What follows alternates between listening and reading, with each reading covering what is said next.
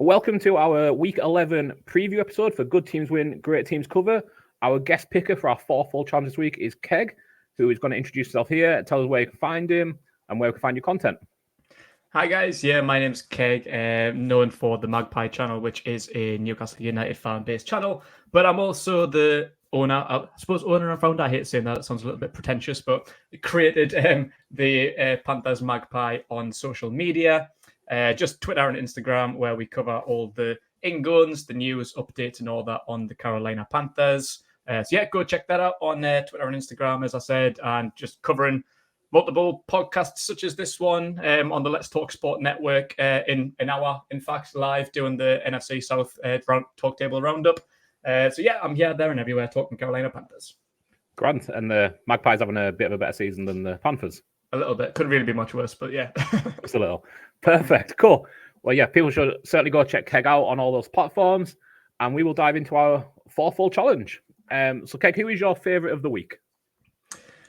The favourite of the week, if you look through the schedule, to be fair, there's some quite even matchups. I think it's going to be quite a tough one to call most of them, but there is one game that really stands out.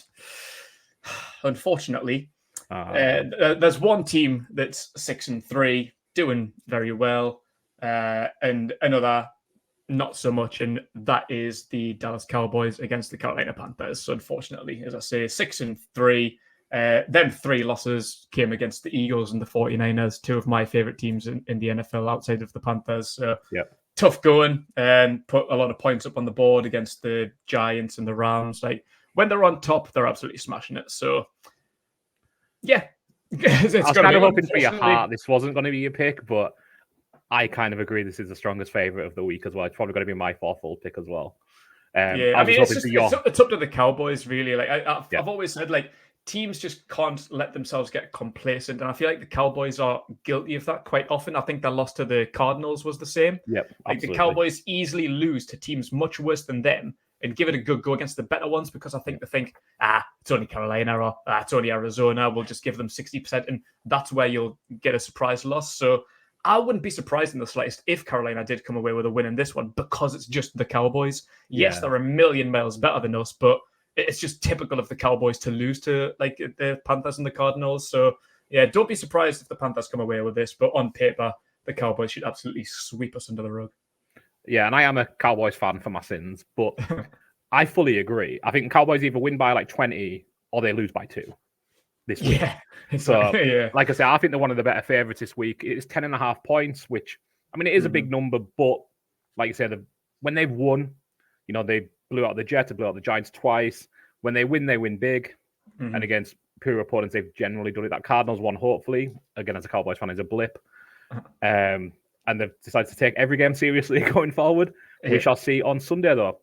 And, I don't know if you want to dive into what has been the Panthers season too much, but fingers crossed it improves, I guess. Yeah, we can get into it if you want. I've got no problem talking about Carolina. That's me bread and butter. But, we don't have to if you don't want to. I'm okay skipping by. Yeah, what's your confidence level on Bryce Young, I guess, going forward? Because this year's been rough. Yeah. I mean, no one's going to deny otherwise, but skill positions I don't think, are well set for him to succeed. There's been line issues, change of play caller mid-season. I think it's a little foolhardy to write Bryce Young off as a prospect after 9 games. Yeah, absolutely. Is that kind of how Panthers fans are feeling too? Yeah, well, I mean, the majority of them, you've always got like the few bad apples in every fan base. Like from week 2, we'll say, no, should have took CJ Stroud. We've ruined it, blah, blah, blah. Bryce Young's this, Bryce Young's that. Like, give it time, man. Like, let's say he's only played 8 games because he missed week 3. Missed week 3, and we've had a bye week as well. So he's only played in 8 games.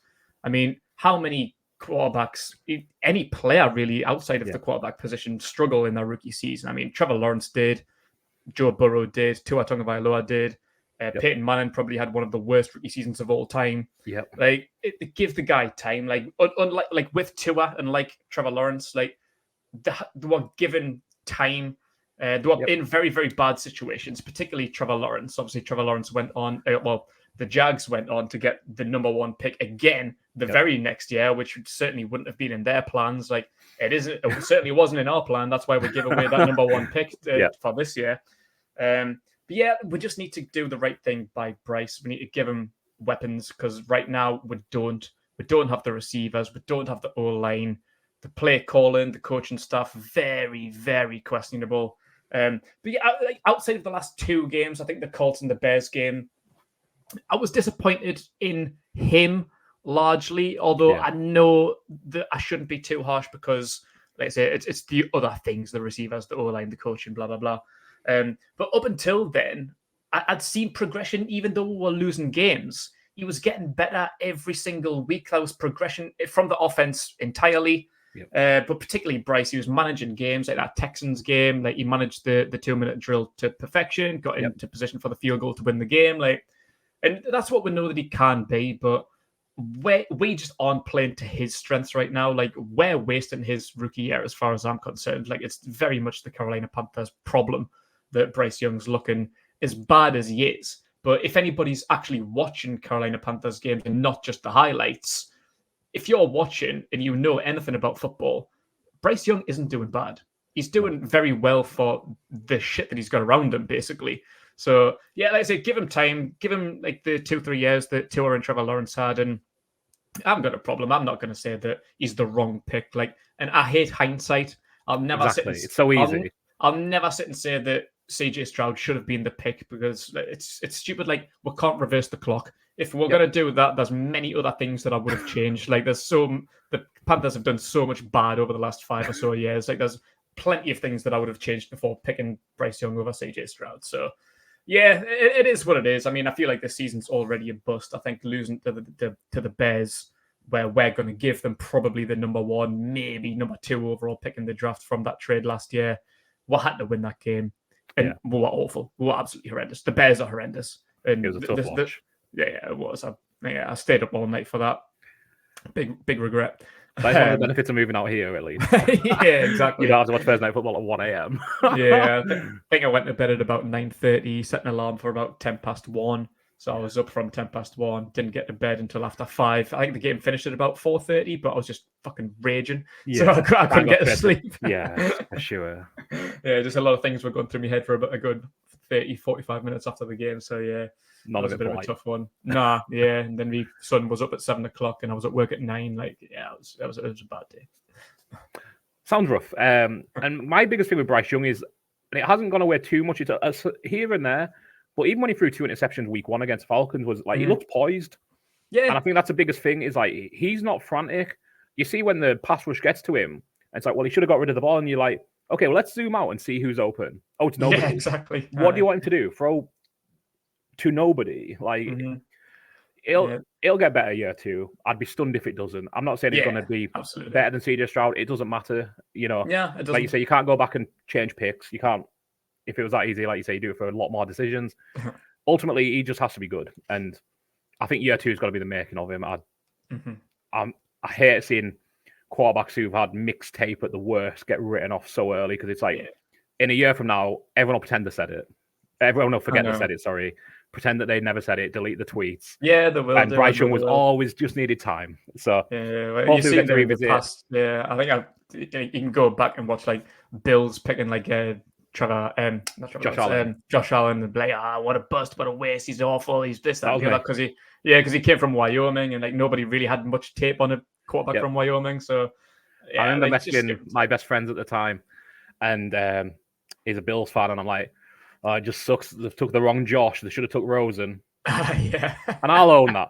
I'll say it publicly. I like Josh Rosen. Yeah, I was a fan of Josh Rosen coming out of UCLA, but Josh Allen is too erratic. He's too inaccurate. It doesn't get better at football in NFL. Well, it does if you're Josh Allen. Great for him. But yeah, the amount of people like you say who delete.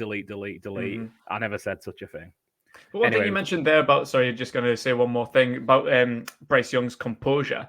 Like that is probably his greatest trait. Yeah. During like the draft build-up, there was a lot of conversations with like his parents. Like his dad is a psychologist, and like he's a very big influence on him. And like Bryce has it going on up here. Whatever happens on the football field, you can question whatever, but Bryce has the intelligence. Like his quarterback intelligence is through the charts. Yeah. Like he had the top score in I forget what it's called. It's like the litmus test thing. Yeah, the S2 test. Yeah. I think he got about 98% on that. Like that composure, like he calculates things, like he just buys his time. He gives it, like, even like scrambling outside the pocket. I love seeing him do that. Reminds us a lot of Russell Wilson when he was at the Seahawks. Like, if he can give himself time, give him like a couple of seconds, scramble outside the pocket, calculate. That's where he makes the big plays. But right now, like I say, nobody's getting open. He can calculate as much as he likes. You haven't got that much time in the NFL. It's very different to the college leagues. Like once you get like 2-3 seconds of just standing there looking around, bang, you're gonna get taken out. Like, you haven't got that much time, so he needs to calculate a little bit quicker. But I know he can do that. Like, I know he's got that in the locker. So I haven't got a problem about mentally. I know he'll succeed in the NFL. Good. I'm glad to hear that the ship hasn't got too far away from him. So we'll go on to your underdog of the week, Keg. Yeah, so I was looking through the picks here. I don't know if the odds have changed at all since I seen that one. I think someone from your crew, I don't know if it was you, sent me the screenshots, because I don't really bet that much. Like, I'm not really all that clued up on it. But someone sent me the screenshots of the betting odds. And that was quite a few decent ones, to be fair. There's a good handful that I had noted down. But I ended up narrowing it down to one. And it is the one with the least odds, actually.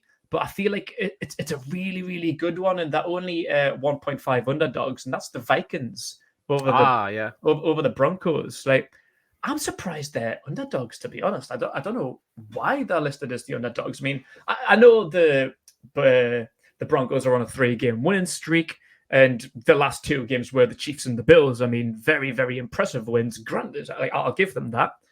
But I don't know. That's a bit of an odd one. So, before the 3-game win streak, they were 1-5, similar to how they were last season. Yep. Like, they haven't really been that great of a team since they traded for Russell Wilson. The only one win in the opening 6 games was the Bears, which, as we've said, aren't a great team. So that's not really the biggest achievement, really, is it? They lost by 70 points to the Dolphins, and they lost to relatively easy teams in the Raiders, Commanders, and Jets. Like, that's not great. I mean, this is Zach Wilson. That's a exactly. Like, the only things that I can imagine them being the favorites for is because they beat the Chiefs and the Bills in the last 2 games. Yeah, but 3-game winning streak, great. Okay, well done. The Vikings are on a 5-game winning streak. Yeah, they've won 6 out of the last 7, and I know they got off to a difficult start. And I feel like they've had so much more adversity as well, because they haven't had Justin Jefferson. He's been out for a good few weeks. They lost Kirk Cousins. Then they lost his replacement in Jaron Hall. They traded for Cam Akers, then lost him. Yep. Like, and they've won on a 5-game winning streak. And I feel like they look really, really good with Josh Dobbins. Like, I've become a fan of Josh Dobbins. Like, I didn't really know too much about him prior to last season. Like, I seen a little bit of him at Tennessee. Then he had a few games at Tennessee at the Titans last season, but nothing really stood out on the highlight reel. No. He's really, I thought he looked really, really good in Arizona. Mm-hmm. Despite Arizona not really being very good, lost a lot of games, but other than the Cowboys. He looked really good. I feel like he looked really, really exciting on offense. And even last week, he'd only been in Minnesota for, I think, about 3 days and hadn't even practiced with them. Incredible. Came in from the injured Jaron Hall mid-game and absolutely smashed it, and then done it again this week. Like, he looks incredible. Like, he really, really excites me. Like, he's a good passer. He's a little bit erratic. Like, he's I can't remember the likeness. Like, maybe it's like a Jameis Winston or a Carson Wentz, like someone that just launches the ball. Like, they know they've got a decent arm, so they just launch it as far as they can and hope someone catches it. But it's a bit of a suicide ball. Like, it can easily get intercepted as easy as it could get caught. But he's not scared.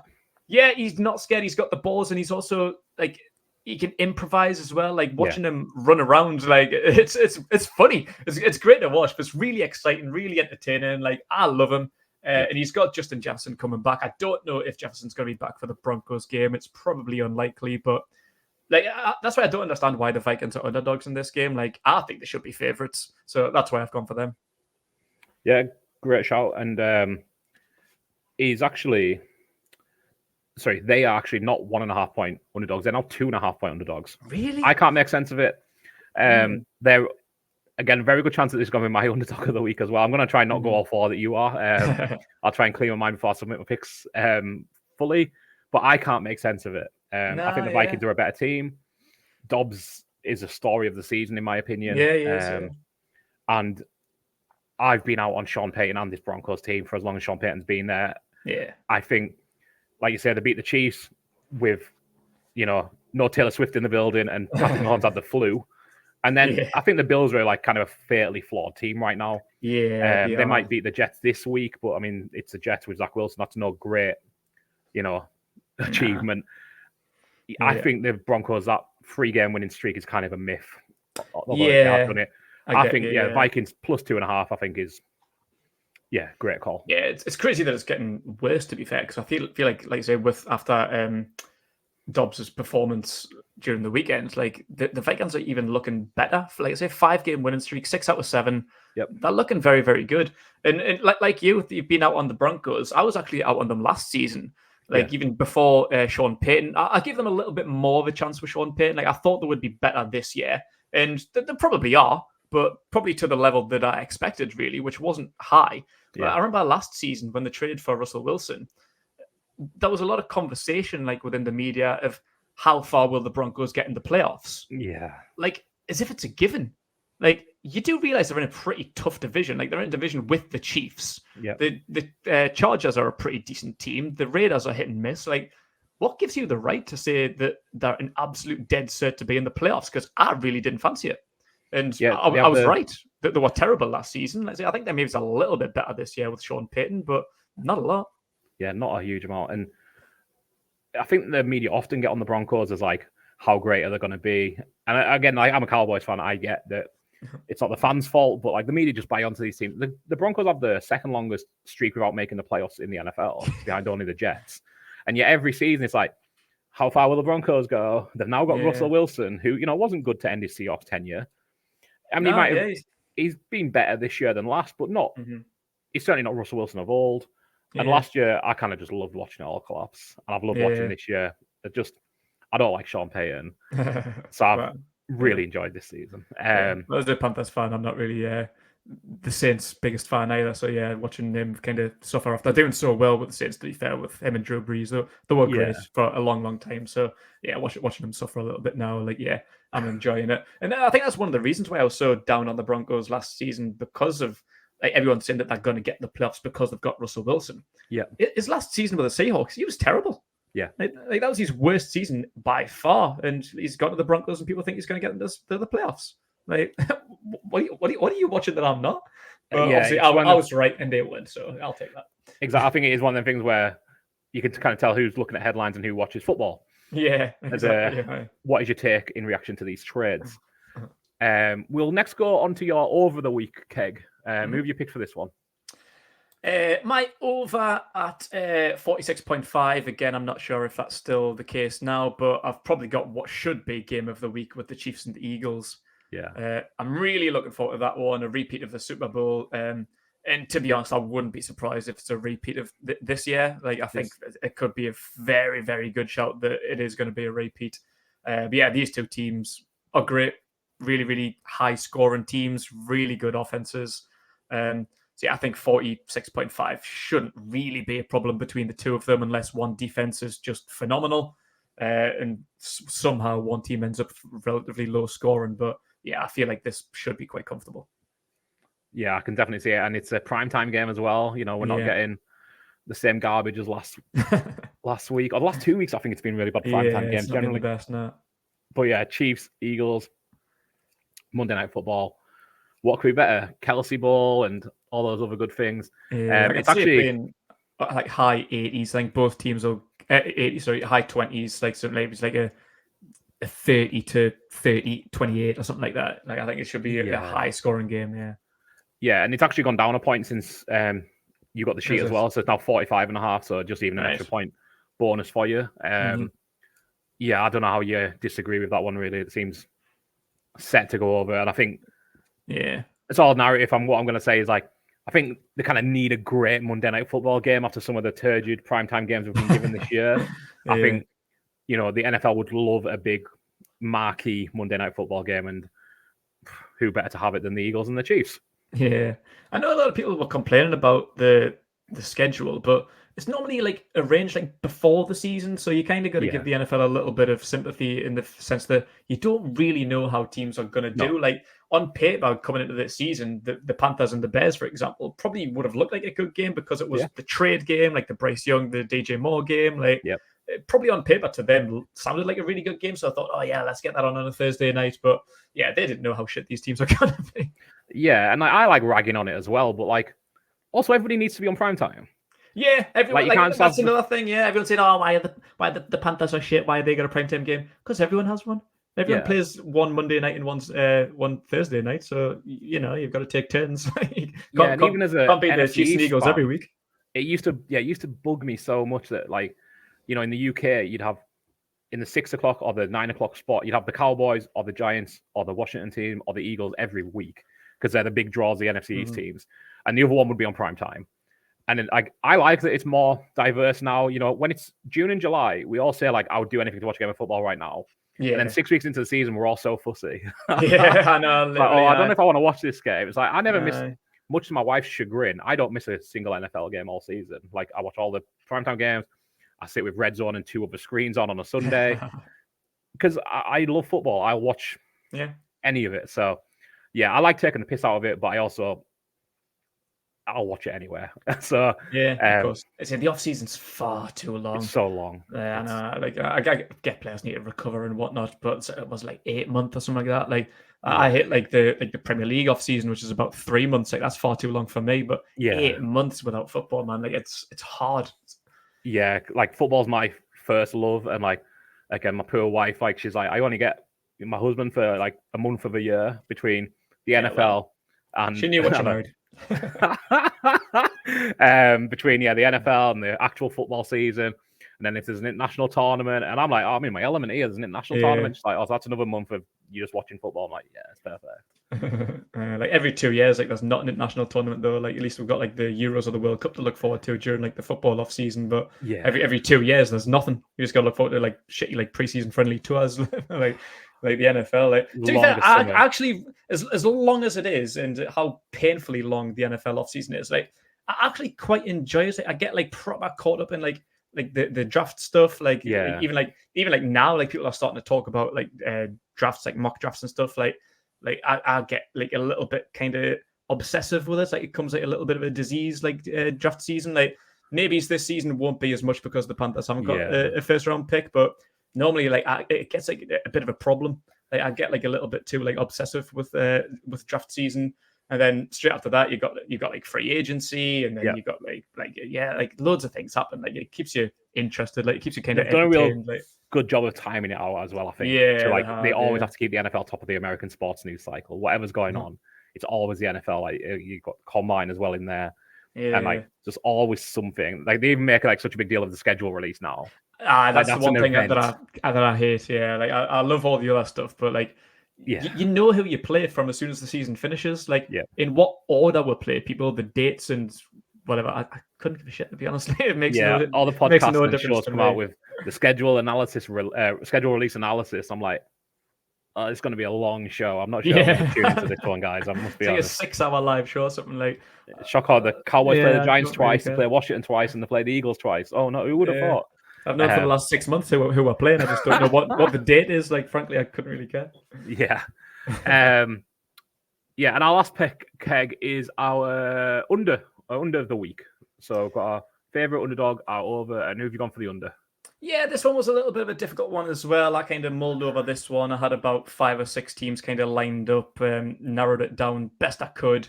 And then the best one that I could really think of was, let's say it's probably changed again, but I've got it under 44.5 for the Seahawks and the Rams. Oh, nice one. Yeah, it's actually moved up again, 46.5. So you've got a little more wiggle room again. So you've really picked well with these picks because everyone you've picked, you've got an extra point or two. Yeah, so that is a big number. It is, isn't it? Yeah, but for the Rams, like I quite like the Rams, but they have struggled a lot this season, even with like Paku Nakua, who's been smashing it, and Cooper Kupp. Like they've got some decent players there, but for some reason, it just hasn't really been working out.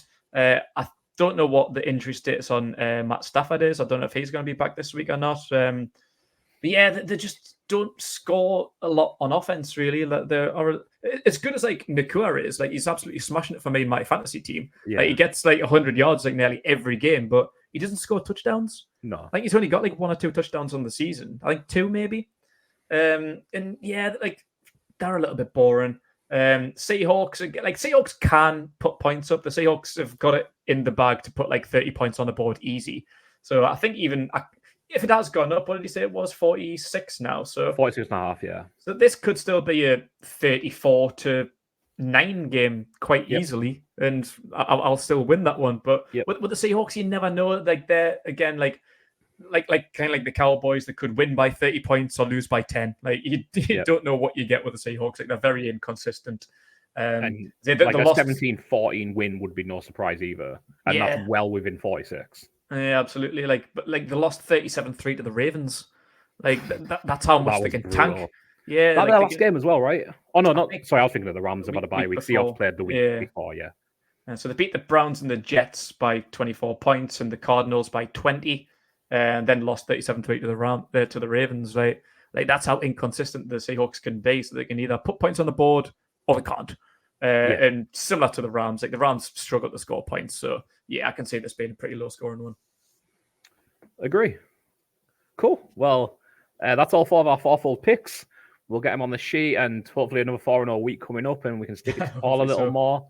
But yeah, cheers, Keg, for joining us and making your picks. Like I say, fingers crossed to come in. We'll see what price the parlay is, and I might put it on myself this week. I like all of those picks, I must be honest. I don't think there's one there that stands out as like, I put a few on, to be fair, when I was looking today, and I think like some of the ones that I noted down, I think I just put them all on. I put like £1 on, but it was like 300 odd to 1, like 349 to 1 or something. I was like, I'll put £1 on that. It's only a quid. You waste £1 on other shit, so why not? Exactly, why not? If I win £300, I'll be absolutely laughing. Cool. So before we sign off, Keg, again, just remind people where to find you and what shows you'll be on and when we're scheduled for. Yeah, so you can follow me at my personals, as you can see on screen there, at KegTMC. The Panthers social media stuff is at the Panthers Magpie on both Twitter and Instagram. And yeah, follow them pages, KegTMC and the Panthers Magpie, just to see what podcasts that I'm on. I'm doing stuff regularly, just whenever I'm asked, like something not often as regular, but we do the NFC South roundtable talk here on the Let's Talk Sport Network. Which is usually 9 p.m. every Wednesday, so it's due in half an hour. But I have just had an email as we've been going that Alan, who you had on the show last week, he's the host of that. He's just emailed saying that he's moving house, so that show's been cancelled today. So I've got a free week. So yeah, normally every 9 p.m. UK time, which will be 5 Eastern, 4 Eastern, 4 Eastern, 3 Central, 4 Eastern, 1 Pacific. Yeah, so that's the usual time slot, but not this week. And Alan went 4-0 in his picks last week, so maybe he really went heavy on his parlay, and that's why he's moving house. Maybe. I don't like to speculate, but if so, congratulations on your $1 million win, Alan, and thank you to Good Teams Win for enabling it by the sound of it. But yeah, thanks again, Keg, for coming on. And thank you very much. Hopefully we'll try and get you on for the NFC South preview. We normally do a draft preview and a season preview, so yeah, cool. Always great to have a knowledgeable Panthers fan on. Yeah, there's not many going around, so yeah, I'll be happy to do it. And Grant, and here is the rest of our Week 11 preview. Hello, and welcome to the Week 11 Good Teams Win, Great Teams Cover preview show. We're mixing things up a little this week with, the Cats away, the Mice will play. Paul is still in Berlin. So we're not going to do a deep dive on any particular games this week. Feels like it's a good spread of games. And outside of Monday Night Football, all very even kind of games. So we're just going to go straight into our FourFold challenge, and then we're going to cover our against the spread entire selection of games. So let me get our FourFold. And hello, it's not a one-man show. Hello, Joe. How are you? Yeah, not too bad. I thought I was just going to keep quiet then and let you go through it all. No, it's good. Like you said, there's a few like high spreads there. And it seems when you look at them, but then yeah, I'm curious if some of them feel too wide, the spreads. Yeah. But it makes it tempting. So yeah, week 11, we're nearly at Thanksgiving where the season really starts. So it's it's getting more fun. And when you see there's a few big teams now, which we thought at the start of the year, where it's like, oh, if they lose 1 or 2 more, that could be curtains. So fun week coming up. Yeah, I love when we get to this stage of the season because every week just feels bigger and bigger and bigger. And then eventually there's literally the playoffs. But yeah, once you get a few more weeks in, like you said, season starts at Thanksgiving. And yeah, a couple of them teams that they lose this week and Black Monday will be looking a little bleaker already. So let's dive straight into our FourFold challenge. Let's get our preview sheet up here. So Paul in Berlin, not back in the Bears. His favorite of the week is the Lions, -9. That line has moved a little, so unless he's backed it already, he'll be able to get a even better price or even better line on the Lions, or he can keep his 9 and get a better price. Have you any thoughts on this one, Joe? Yeah, the Lions are clearly favourite. They're home. They haven't played each other this year, so that's why it's one of them where I, speaking ahead with the against spread, but I have backed the Lions as well. It just feels a very obvious shout. Plus with -9, it is like I said, it's -7.5 now. So obviously some people have been backing the Bears, and it makes sense. I wonder if Justin Fields is playing. But I don't know. I'm curious, but even if Justin Fields playing at the Lions ground where Goff seems to perform his best, it's a curious one why people are going for the Lions, for the Bears. It's it should be an easy win for the Lions, even if they don't cover the spread. They should win this and keep plowing on. And the Bears just probably gonna be the Bears. Yeah, I fully agree. Again, it's not my favorite of the week, but I mean, spoiler alert for the ATS sheet, we've all gone the Lions. Especially if that line's is -7.5. Obviously, our picks are already locked in, but it's an even more tempting bet at -7.5. I think it's one that I'd be tempted to go up to like -14, -14.5, and I just think the Lions are going to put the foot down, put the foot on the neck, as it might be, and they've got a cupcake schedule. We say it every week. They've got a cupcake schedule other than Dallas eventually near Christmas. I think Detroit, I want to really show they are the big dogs. It's Dan Campbell. He doesn't take things lightly. Like you said, Lions at home, Jared Goff at home are a different beast. And Paul's not here to police it, so David Montgomery revenge game. And I think he's going to be looking to have a big one. Not that he's ever not looking to have a big one, but yeah, I think Paul makes a good favourite pick. Maybe 2 weeks in a row. Rare occasion. Because when you look at the previous results, I know they beat the Panthers, but they still lost the Saints by 7 and the Chargers by 17. And, Lions are better than both them teams. And it was a miracle they only lost by 7 to the Saints. Yeah. So it's just like... It could have been 20, and I don't think anyone would have complained. No. So, yeah, I'm curious if it's the Fields effect. I think it's a big game for him, probably the next... Yeah, if he's fit and he plays the rest of the season, it is a big... end of the season. I feel like it's all... well, I hope so, but it is the Bears. I feel like it's a done deal that they'll get a new quarterback next year and then move on from Fields. But I could also see him, having a good, last 6 or 7 games of the season, start showing his potential, and then it's like, oh, maybe we've actually got our quarterback. We don't actually need another one. We'll trade away our top picks again. I feel like they won't do that, and I feel like they're going to get rid of possibly the GM and the coach. The only thing the GM's done good is obviously trade away that first pick and getting it back from the Panthers. Look at the haul he got, though. It's not like, again, our other guest who's not here, Charlie could have made that pick to trade that away, because it was absolute haul for moving back 8 spots. That doesn't take any kind of nuance or skill set. He hasn't done much right. That requires, you're like, oh, what a great move that is. It's like, oh, what are the Panthers doing? Not so much what have the Bears managed to do. I fully agree. I think it should be a clean sweep, and I think it probably will be. And yet, if they win 3 games down the stretch, do they kind of go, oh, well, maybe things aren't so bad? It would be very Chicago to do that. I hope for the city of Chicago and the Bears fans they don't, but I wouldn't be surprised either, I must say. Yeah. And I was just saying, I think it is big for Fields, and not even just his Chicago future. Like, I think it's his full future, because it feels like a quarterback where if he goes somewhere, teams have got to commit to his style of play and what he does. And so if he has he ends the season terribly again, it's like, who's actually going to commit having Fields as their number 1 quarterback and going for it? Yeah, I mean... But the vice versa, obviously, if he does well, then it could be a nice trade candidate for some of these teams. Yeah, I think I think the easy fit has been Atlanta, because Desmond Ridder is not a long-term starter, and he's from Georgia originally, and people love to make that hometown connection as if Justin Fields would have any say in where he gets traded. It'll be whoever's willing to pay the most to the Bears, and at this point, I feel like that price could be between, I don't think you're going to get a first-round pick with his body of work, but could be between a second and a fifth, depending on how this season ends, and if there's more than one team interested.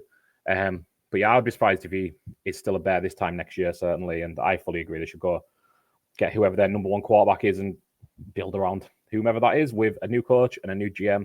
And ideally an offensive head coach. None of this Chicago Bears 1970s football. It's 2023. Let's act like it's Chicago. My favorite of the week is the 49ers, your San Francisco 49ers. 11.5 point. He said underdogs, Jesus. Favorites against the Buccaneers. I think the Buccaneers have obviously had the good game against Will Levis last week, but this is not Will Levis and this is not the Tampa Bay Buccaneers. Majority of the money has been on the 49ers, so I'm expecting this line to maybe go up a little more into that Raiders, Dolphins territory of 13.5, maybe 12.5, 13. I just think the 49ers have got too much all over the field for them. Baker Mayfield's going to have the Ohio State boys chasing him, and I love that little connection now. Randy Gregory's there as well, obviously, and finally getting them all unleashed. That D-line, seeing it last week, is just... Trevor Lawrence didn't look comfortable in any way. He's probably not had many less comfortable NFL games in his career. And, you know, everyone's firing for 49ers on offense as well now. I just don't see how the Bucs keep up with them. I'd be stunned if this is less than 10 points. And again, it's one I'd be happy covering, you know, plus 15 points, 16 points. I just think the limit is kind of where San Fran want to stop. And it's no bold call, but obviously we'll go through our fantasy game day picks towards the end. But I think CMC as captain, when he didn't get his touchdown last week, I think CMC captain is going to be a popular one this week, but it's one I'd be fully on board with.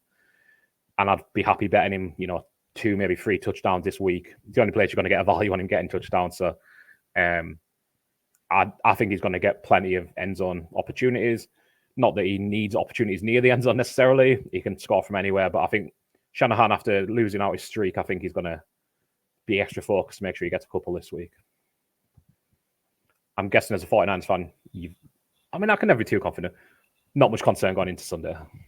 No, not really. I think that Jacksonville game, you know, took some pressure. Well, I wouldn't say it took some pressure off, but it like relieved like the worry, and it was like, oh, this team's back to where it was. I always thought it was the few games it was the defense really was the issue. I mean, the offense wasn't doing as well as before, but it feels like in terms of like Purdy was playing very similar. It was just, you know, the interceptions were happening and at the wrong time.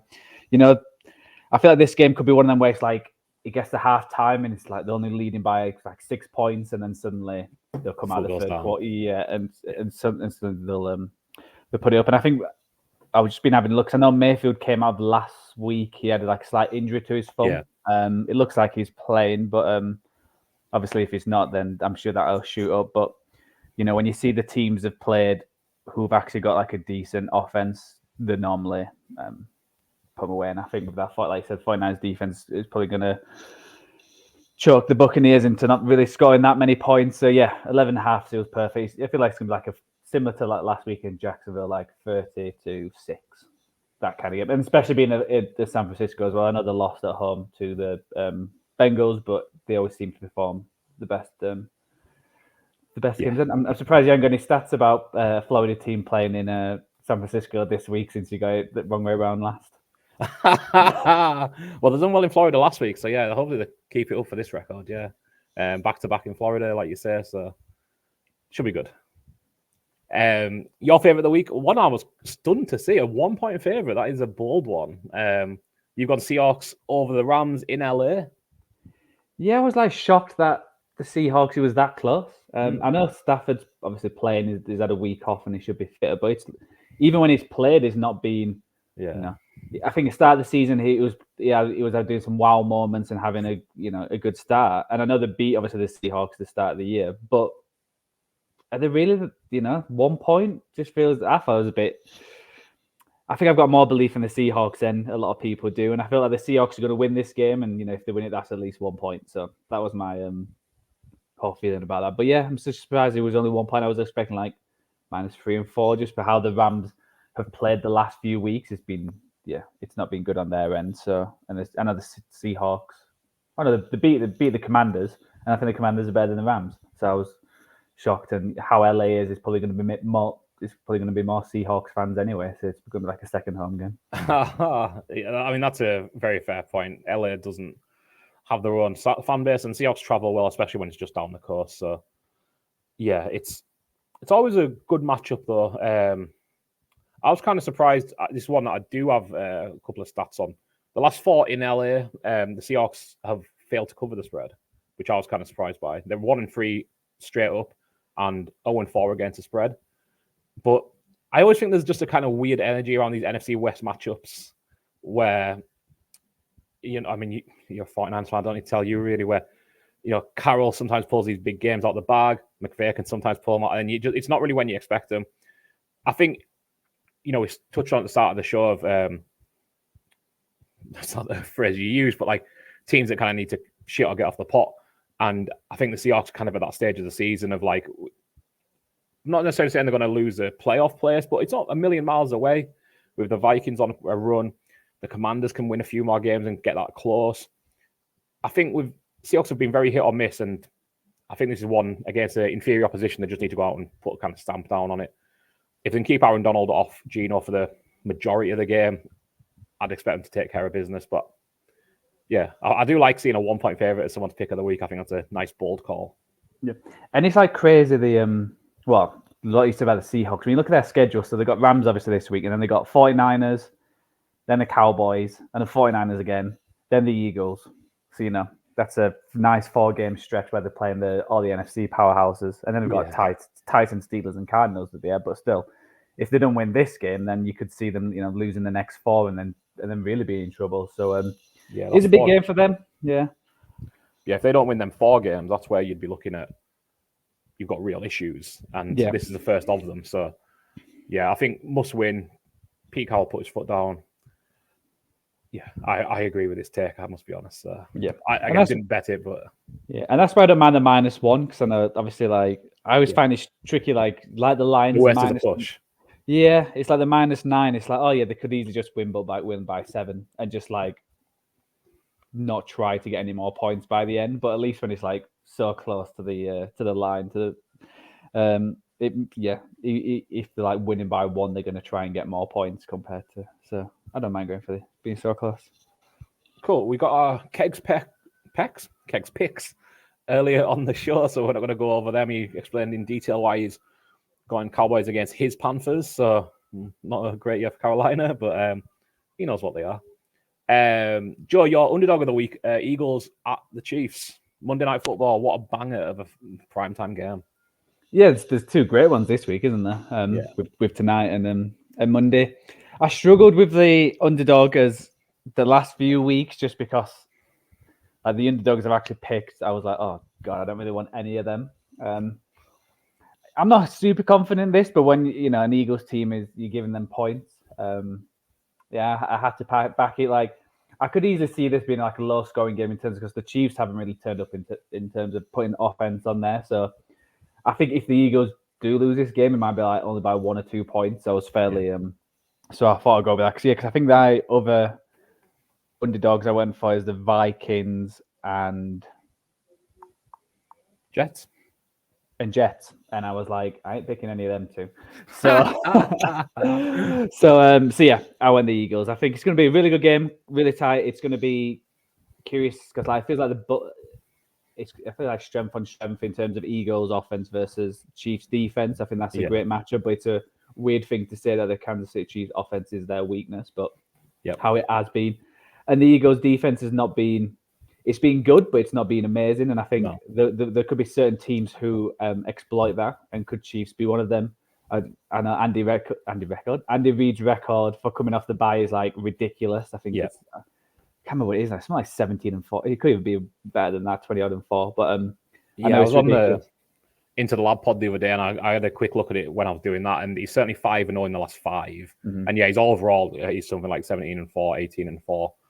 All time, but just 5-0 in his last 5 is. I mean, he has a great team, but he is also a great coach.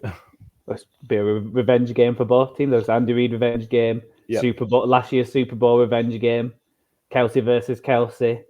You know, Kelsey's missus versus Taylor Swift. You know, there could be also like who is the mum going to support? How's she going to do that? Like which box is she going to be in? You know, that's all running between the two. Yeah, exactly. So it's going to be a fun matchup. It could be this year's Super Bowl. Could be like a rehearsal. So yeah, I'm looking forward to that one. I think I'm gonna I'm certainly gonna watch it. But I think it's gonna be a close one. I don't think it's gonna go like a team's gonna be absolutely trouncing either one. And I could go either way in terms of who actually wins it. And I think to that point as well, like it feels maybe a little weird to say again, it's Patrick Mahomes, it's the Chiefs offense in words alone, if nothing else. If one team is going to win by like a touchdown or more, I think it probably is the Eagles.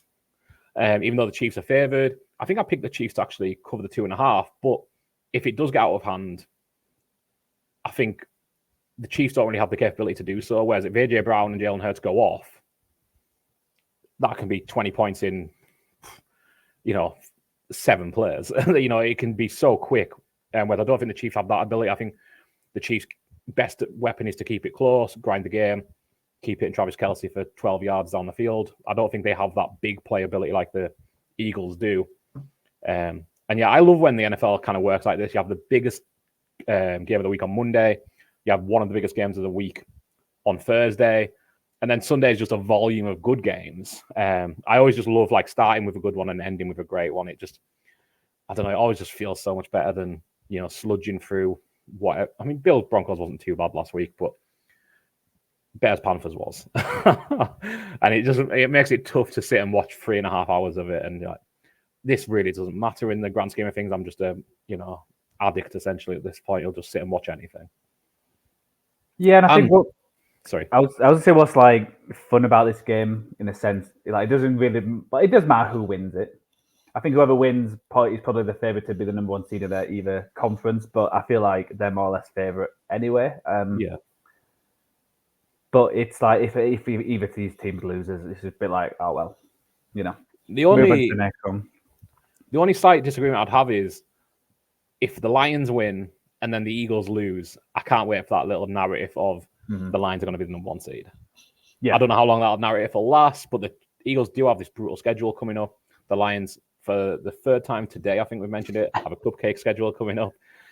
And I just love the idea of them getting tied in record and the entire thing just being Lions are going to win Super Bowl, Lions are going to be the number one pick. I fully support it. I'm here for all Lions hype and propaganda. That's the only, I think, narrative that would come out of it. The Chiefs are going to be in battle for the number one seed with, Baltimore and whoever else pushes for it. If I missed somebody, no, Jacksonville aren't pushing for it. So again, depending on what happens tonight, that might sway that one way or the other. But I think it's going to be the Chiefs or Baltimore for the number one seed in the AFC. And it'd be nice to see the Eagles get dragged back into it a little, even if your parlay. And it's like Lions is a Thanksgiving as well next Thursday, so just like hype that bit up as well. Like finally a Lions game where it's more positive and it's Lions Thanksgiving game that matters. Yeah, exactly. I can't remember one. I can't remember any. He's usually like backup quarterback. So that's all I remember from the Lions last year. Yeah, David Blau. Yeah, he's the only thing I remember. I think Ndamukong Suh stamped on Aaron Rodgers on Thanksgiving, if I remember correctly, back in like 2015 probably. And David Blau playing. Those are my 2 Lions Thanksgiving highlights ever. So yeah, it'd be nice to have a big one this week coming up, certainly. And playing for the number one seed, sticking it to the Eagles. Love it. Speaking of loving it and sticking it to people, the Pastronaut is my pick for underdog of the week. Minnesota Vikings going into Denver, 2.5-point underdogs. I don't really see why they're an underdog. I think they're a better team than Denver. I think they're better coached than Denver. The Pastronaut is the best story in the NFL. I'm not sure if they're going to have Justin Jefferson back, which is obviously, that's a hindrance. You'd love to have Justin Jefferson back. And even if he just goes out and decoys and Patrick Surtain shuts him down all game, that's okay. Let Jordan Addison play against the number 2 corners. And I think if Justin Jefferson's announced as coming back, that 2.5 disappears. I think it's probably a 1 point spread, maybe pick it kind of game. I'm not sure if it would swing it enough for Vikings to be favoured. But yeah, the run the Vikings are on, how well coaches have been. I think this could be a Ty Chandler kind of, maybe not breakout game, might be expecting too much, but yeah, another smaller, quick running back who I've obviously fallen in love with immediately. Keaton Mitchell, Devon Achane, Ty Chandler, you are number 3 on the list. Not available for fantasy game day options, much like the Chiefs and the Eagles, but yeah, I wouldn't say I've fallen in love with this Vikings team. I think there's a ceiling on them, but I've just got so much respect for how they've come through adversity over and over this season, and I'd love to see him put the foot down and continue it this week. And a nice primetime game. Maybe not a super high stakes one, but both teams that are in the wildcard race. It could be really impactful come the end of the season. Yeah, it's funny. It was a few weeks ago. I think we all looked at this and was like, oh, is this not going to get flexed out? Or is this not going to get rid of? But no, it's a fun game. I'm curious with like some of the injuries, obviously. Madison? Yeah, the running back. Madison, Yeah, he's out, and you're like losing like KJ Osborne's. So he's just like, how much can they still? And I've already lost Cam Akers as well. He went out the week before. Exactly, yeah. So, and I always feel like with Josh Dobbs, I think I've said this every week, and he's proven me wrong most times. But there's always like a ceiling. There's always a game where you expect him to do well, and then it's suddenly, oh, that's why he's Josh Dobbs. And and like you said, the last few weeks, Denver's been playing well. You know, the defense has been playing great. Usually, most of the season. Well, no, they were playing terrible at the beginning. But like all a game except probably the Dolphins game, they feel like they've at least been there and thereabouts, and it feels like they're getting better and better. I think Russ is playing better. He's getting dangerous. So I can see why being at home and, you know, all that kind of stuff. But no, I think I put the Vikings as well. I think with 2.5 points, it's again, I think it's similar to the Eagles game where I feel like if the Vikings were to lose, it's not going to be by many. So I'd rather take the points and take them where it's like, lose by 1 or 2. I bet it's 3 points now. But no, I feel like the Vikings are going to at least stay in the game. And then it's just probably going to come down to who can execute at the end. And Josh Dobbs keeps doing what he's doing then. Have you seen his TikTok with the Creed thing as well? I don't know if I talked about this the other day, but I love it so much. So it's this Creed Higher song that's become like, was it the MLB team who won? Houston? Was it Houston? Texas? Dallas? Somebody down in Texas won the MLB. And they kept having the Creed song as their like song that I will take you higher. And it's become like Josh Dobbs' thing on TikTok, and I absolutely love it. Nice. Paul's underdog of the week is playing tonight, Thursday Night Football. Gone Bengals at Ravens. I've backed the Bengals on our sheet against the spread. I thought this was a pretty bold one for underdog of the week. I don't know how many underdogs he picked, though, I must say. He hasn't given any notes as why he's picked any of these teams either, so we can kind of ad-lib a little. But I think, you know, we talked about this in our preview on Tuesday. The Ravens don't need to win. The Bengals, I think this is really kind of, again, shit or get off the pot game for the Bengals. Like, you've no T. Higgins, but you kind of need to win this game because if not, that division's gone. And your best bet is getting in through the wild card. And that's not going to be easy because they've got a tough schedule. And it's not an easy road to go because there's a lot of teams in and around that play, last 3 spots to get it. Obviously, I think you've backed the Ravens on the sheet, so you probably haven't got any good reasons for the Bengals. But if Paul slipped you any tips as why he's picked it, I'm all ears. I'm guessing it's all the beer he's drinking in Germany. Might be a good reason.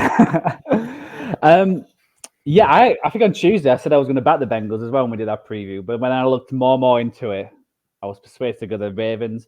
I understand what you're saying. Like if they lose it, it's not the end of the world. But it's still, I think it's still massive. I think that obviously with Watson going out, it's probably like less than that blow. But still, they'd be 2 and 3 in the division. It's one of them weird things where I thought, they should be 4-0 because they lost to the Browns and the Steelers. Some terrible games when they should have beat them. So if they lose this one, then they're 2 and 3 and they've had a loss to each one of the oppositions in the AFC North. And it's like how they started with the 2 road wins. It definitely affects them. Like I said, with Watson going out, and I think if they lose this, I feel like that's the first seed gone as well. And I went with the Ravens just because I was thinking back of like last year. It feels like the Ravens, I think they beat them in the regular season pretty comfortably, and then they had the playoff game where Lamar wasn't playing and still should have won, and it was a goal line fumble. Freak, Sam Hubbard. 99-yard return. So if they were doing that without Lamar Jackson, it feels like, they might have, there's always this, like you said with the NFC West, there's like certain teams always play well against other teams within the division. They might be the best team in that division, but somehow like the team knows how to play them. And I feel like the Ravens is similar with them to the Bengals, and I feel like it's a big. I think like I said, it's for both teams. I think with the Ravens lost last weekend against the Browns, this makes it more important for them. And I feel like I think Lamar's played really well, but it feels like a bit like, okay, this is your time to shine. If you are going to be one of the MVP runners, you're going to be, I think he's a top 5 quarterback, whatever happens. But these kind of games matter. Absolutely. And I feel like Joe Burrow's normally balls out in these kind of games. Yeah. Let's see what Lamar does, and I feel like it's a big game for him. And I think with the Bengals O-line not being amazing and the Ravens offensive line being a lot better. Ravens defensive line being one of the best this year, I feel like that's a recipe for disaster. So I switched it last minute to the Ravens, and we'll see how that goes. Because I think at one point we basically picked all the same teams for a while. So I was like, I'll have a rethink. And I was like, I'm going Ravens. So sorry, Paul, if that doesn't work. Yeah, it's hard to disagree with any of that. I just can't wait to see it. I think it's going to be a great game. And like I've probably said a couple of times already, it's just so good to have such a big, impactful Thursday night football game that isn't just like, well, how will this get there? Which team's going to finish higher for the draft pick? It's like, no, this actually matters. It's playoff seeding and divisional, bragging rights, and well, not divisional bragging rights. Winning the division is not necessarily on the line here, but it certainly goes a long way towards it. Yeah, for the Ravens, because I think if they beat the Bengals, I heard that the Bengals have got the hardest schedule coming up. I think that's right, yeah. I was surprised when I actually looked, but they've got the Steelers, Jags, Colts, Vikings, Steelers, Chiefs, Browns. So it's like, there's a few like, oh shit, they've got like Chiefs and you're not hearing Giants, Patriots, Panthers anywhere. Yeah, there's no like gimmicks, even like the Colts, Vikings, Jags, Steelers. Obviously what's happening with the Browns now. They're still all tricky games, whether, like you said, they're not gimme games, so they could like win half of them, lose half of them, and then at this point, they'll be 5-5 if they lose it. So again, for the Ravens, they've got to be thinking, let's try and get this team out. It's probably like their biggest rival now within that division. Let's get them out of the playoffs full stop. If they win this, I think it's a big motivation factor. Yeah, I fully agree. Yeah, and should be a good one. On to our overs. You and Paul have picked the same. Yeah, gone the Cowboys at Panthers over 42. Are we just thinking Dallas get 35 points by themselves? Yeah, I think because it was 42, I was felt like, okay, I can see Dallas putting a good 40 burger on. I think how Dak's playing and how everyone's doing, it feels like they need to continue this. Yesterday on Tuesday, they've got Panthers, then the Commanders, and then they've got a tough stretch, so they want to keep this momentum going.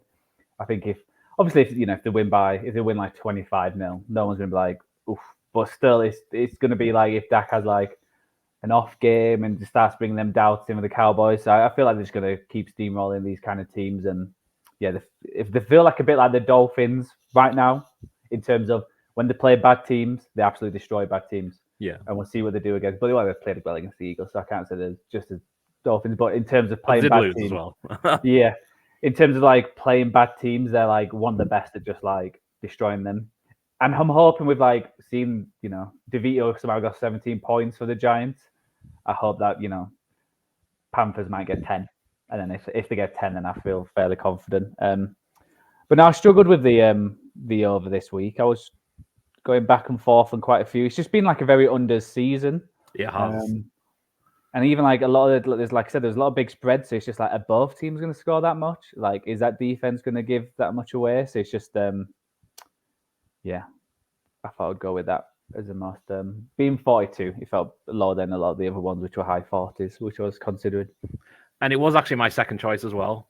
And I'm really glad I didn't pick it, because I hate when we all three have the same parlay pick or FourFold challenge pick, because it just, I don't know if we've done it more than once, but I just remember that Lions Baltimore one where it was like, okay, well, this is destined to fail. And I mean, I'm not saying that's why the Lions blew it, but one of the reasons. It's got to be one of them. Yeah, exactly. And I just hate when we all have it because like we've got too much confidence here.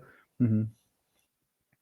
So yeah, I'm glad I weaseled away from it. Truthfully, I went Titans at Jags, and it was a real struggle to pick one. I thought again, same as you. It's been a big under season, and like you kind of look at like Bucks 49ers, like well, 49ers could get 35, 36 by themselves, no problem. And then you just need a little bit from the Bucks, but it's like, well, what if it just ends up being 20-3 or 27-30-3? Like you're still not getting to that high number. Giants Commanders, again, I kind of thought to somehow just come out and put up a huge performance because he's got it in his bag and it's not a high number, but just again couldn't go with it. A little 40 tonight's game as well, 46, I believe, Bengals Ravens. But ultimately, I just went with this because I thought Jags need to bounce back.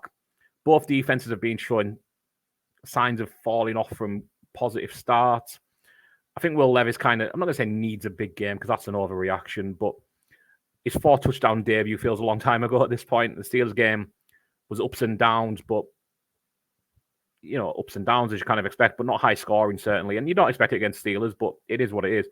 And on Sunday, I think he was kind of shell shocked. The Bucs, I think, just kept blitzing, especially in the second half, just kept coming at him, and he didn't have an answer to it. So I think it's, they're going to try and scheme to get him some more maybe easy completions, get the ball out of his hand a little quicker. And that deep ball is always going to be there with Will Levis. I mean, once you've got that arm, that isn't going away. So I just think it's not too difficult to see both teams getting 20 points each here. Neither defense is really dominating.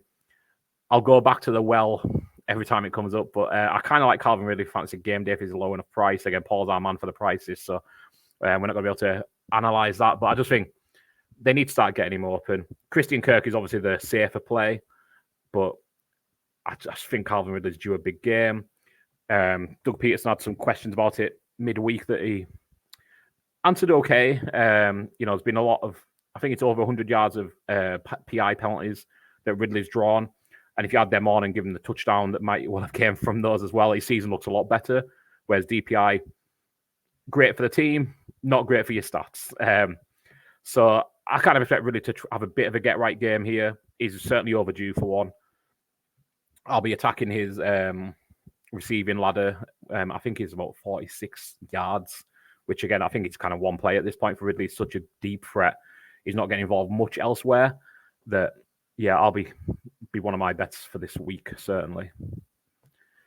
Yeah, I was going to say, I did consider this one. I think I got scared for how bad the Titans have looked the last 2 weeks. So, again, they're either, like you said, like a 4 touchdown, or they could just get like 10 points. And do I trust the Jags game 30? I know it's like a big game for them. Like they've got to win this because I think if they lose this, and obviously I think we've all picked the Texans to win as well, and then that's start putting pressure on them. Like we had that big discussion about Trevor Lawrence on Tuesday, so that'll start hyping up as well if they don't beat the Titans. And it was like one of them like weird ones. Like even if the Jags come out and like have a good game, how the offense has looked all year, that could just be like 20, 24 points. Just because it feels like they've never like absolutely like they've not felt like they kept it going. It felt like a lot of the games, only when there's been like I think back and forth. I think it was like the Indy game early on, which they look good. So I was just scared of by the Titans how bad they have been, and then if they're not so good, are the Jaguars a type of team who will just have to like keep the pedal to the metal and just keep going. I think one interesting one. I won't pick him, but it feels, isn't it? Derrick Henry always like scores like 100-yard rush. Run against the Jags. It's like every single year he just bursts past and he gets like a huge run. Obviously, he's been a lot different this year and he's not been performing as well. But I don't know. Again, he's one of them players where he always does it against the Jags and it's always like these monster points. And I just shout out because I think we forgot to mention it because with the Cowboys, like again. I'm going to guess most people are probably going to go Dak and CD as captain and quarterback. I think until it stops, then I think you would still back them. So that'd be a big shot for them too. Yeah, and I loved just dropping back on that one again. CeeDee Lamb getting his. I love where they find these streaks. The longest streak in NFL history of 10 receptions and 150 receiving yards, I believe it is. Nice. And it's 3 consecutive games. It's like, is that his record? Is that a stat we need to report on? I mean, good for him. But like AJ Brown was 125 in 7 straight games, which feels much more significant. And McCaffrey goes for 17 games in a row with touchdown, but like relatively arbitrary receptions. And 150 yards is impressive, I will say. But I don't know, it just always feels like a really weird shoehorning of a stat, I guess. Yeah, especially in 3 games as well. If it was like, if it was 7, and you're like, whoa, that's even 5. It feels more impressive. Like 3, it's like, have you just had like 3 cupcakes basically? I know when they do it, but it's just you know what? You can continue that, make it 4, keep getting that record, making that record sound a lot better. Yeah, well, none of us would be surprised. Derrick Henry's over receiving yardage, rushing yardage is 56.5. His receiving is much lower, I would guess. Seems like a smash if he's going to continue. And I mean, you can bet his alternate rushing yards 100 plus yards is 550. So seems like a nice, you know, even if Derrick Henry is on the way out, give him one last destroying of the Jaguars. That'd be a fun way for him to go. Exactly. Keg went the over on the Chiefs Eagles. Hopefully he's right. You know, banger of a Monday Night Football. Unders, we've got Paul and taking the Giants going to Washington. Under 37 points. I think it's 2 words. Tommy DeVito. Is that the and even but they played not too long ago. I think I picked the over and it was 9-6 against. Oh yeah, I do remember that. That was Tyrod then, wasn't it? Yeah. Yeah. So this one's out. Well, I was considering, but again, I got scared of how bad the Giants defense has been since that game. Yeah. You know, they kind of bounce back, and again, it might be one of them in division games where they somehow know how to play Washington, and I know somehow is new, but you know they've probably done a lot of tape on him. Yeah, I think it's a good shout. First, I always get scared away from like games under 40. It just always feels like that's surely too low. And then the game's like 9-6, and you're like, oh, why the hell did I not just go for that? I think it's just so easy though for one score just ruined your night. Yeah. And I think how Sam Howell's been playing is a kind of player. If he's on form, he can just score 14 within really really quick succession. But the Washington's let me down on a few others this year because I always think, Sam Howell's gonna bombs away and get plenty of points, and then they just come up short against certain teams. So I think it's a good shout. It was definitely one I considered. It was just that Giants defense and Washington's offense bombing away, but I can see it happening very, very comfortably. Yeah, and I think along with Howell, like Eric Bieniemy as well, like he doesn't seem, not that there are really many situations to just see the game out, but he doesn't seem that kind of coach. It seems like it's going to be, we just keep going, we keep pushing, we keep throwing the ball, and it works for offense, it works for getting points on the board. So that'd be my one. Again, I didn't take it. I don't hate it as a bet, certainly, but it wasn't one I was taking just because 37 is such a low number that it doesn't take much to get that over hit. Well, it's like, isn't it? Like, so I was going to say, is Sam Howell, he's got like the most throws this year. The most I think he'll have the most throws in NFL history if he continues at his current rate. Yeah, I think like Brady set it last year, and he's well ahead of Brady right now. Which, I mean, crazy, but I think kind of good for Howell and good for Bieniemy to just like, this is how I'm going to coach, and come what may of it. I think it's bold.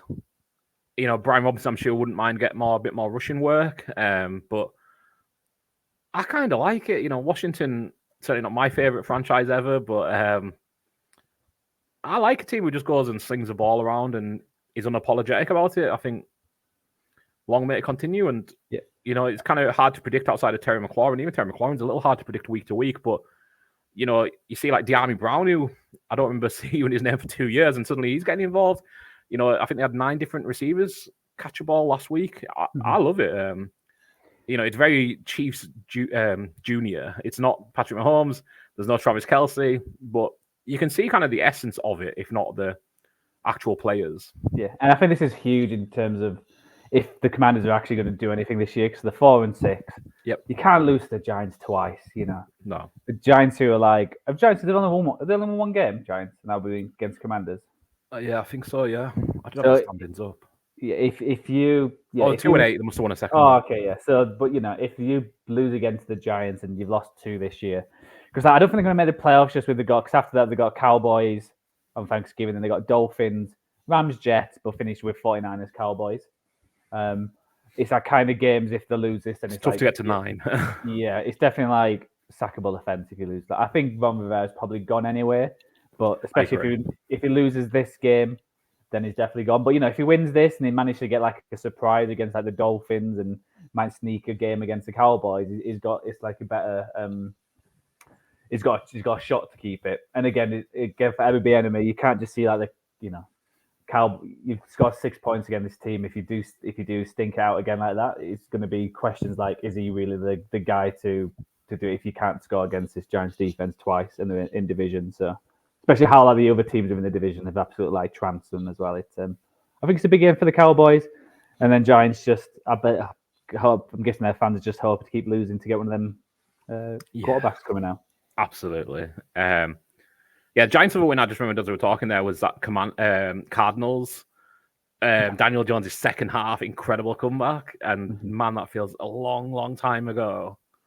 When Giants were coming back. I think they went 0-3, and that was the 4th game. It might be in the 3rd game, but it was that period of Cardinals kept covering, and we all kept, we pick whoever it was the week anyway. And halftime, Cardinals up 20 points, I think it was, something along those lines. And it feels like last time there was anything positive in New York. Just talk about Ron Rivera there. I don't know if you've seen the report from Benjamin Albright this week, and he's not a total blowhard in terms of insiders. He gets some wrong, but he's normally pretty good. There's one team interested, apparently, at the end of the season in trading for Bill Belichick, Washington Commanders. Obviously, we'll see what comes of it, but I kind of think that would be. It feels very a new owner kind of move to make. I think it'd be a wrong decision because I think absolutely Bill's he is the greatest coach of all time. But I wouldn't give Vince Lombardi keys to my franchise either. No, exactly. Time's gone. Not right now. Yeah. Again, get something fresh, get something new, do what the best teams do in the hiring, fun, exciting, usually offensive coordinators. Or if not, getting in, someone who can do that. And I feel like if Bill comes across, he's going to just bring his mates across, and it's going to be Mac Jones throwing for the Commanders. Yeah, I'm not sure Mac Jones would be invited. But Bailey Zappi might well be. There you go. And we talk about not wanting to go over 40 or not wanting to pick anything under 30, under 40. I've gone with the under 33.5. Kind of against my better judgment. I just struggle to see who scores 20 points in this game. Unless Dorian Thompson-Robinson really has had a glow up since his last performance. And I know that wasn't in ideal circumstances, but nor is this. Steelers are one of the best defenses in football. The Browns are a really, really competent team, really strong team, great defense, good O-line. I think this is going to be a 10-7 kind of game. I think Steelers probably take it. Steelers might win with a little more, maybe 17-7, but I really struggle to see any of the team. I mean, Steelers aren't scoring 30 points. No, definitely. Browns, I don't think are scoring 20 points. And I really do struggle seeing Steelers getting over 20. I just think it's going to be ugly. It's going to be a lot of ground and pound. Under 33.5, it's got to be one of the lowest unders of the season, and certainly the lowest under I've ever taken. But I just really struggle seeing either offense do anything. I agree. I think the only thing I have is it's not the offense doing something. Is are the defenses going to score? They could score 14 points each. It's that kind of game where either both teams can throw interceptions or certainly fumble the ball within their own 20-yard line. So it makes it a lot easier. So that's the only thing I would about that. The fact that Browns is the best defense in the NFL against Kenny Pickett, who's not been he's been below average, but normally comes back in the fourth quarter. And vice versa. I was shocked that they didn't play PJ Walker. Obviously, it might be the DT has done something in training, which we haven't seen. But I still think PJ Walker was, it was good enough to not lose them the game. Yeah. And let the defense win it. And obviously they'll be the 49ers that just lost the Seahawks. So then against an AFC North rival, so let's put the young kid in and see what he can do. Because like you said, it was, coming in just before the game. Now he was playing, but he wasn't ready.